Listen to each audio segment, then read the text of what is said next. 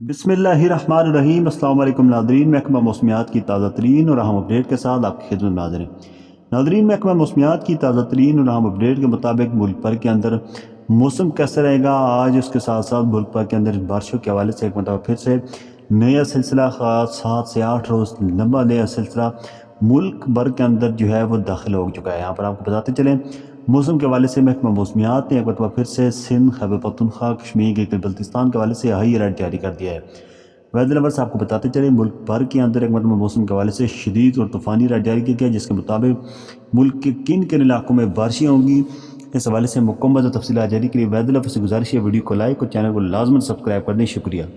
weather lovers آپ کو بتاتے چلیں کہ ملک بھر کے اندر ایک بارشوں کا خطرناک اور طوفانی سلسلہ داخل ہو چکا ہے، جس سے ملک بھر کے اندر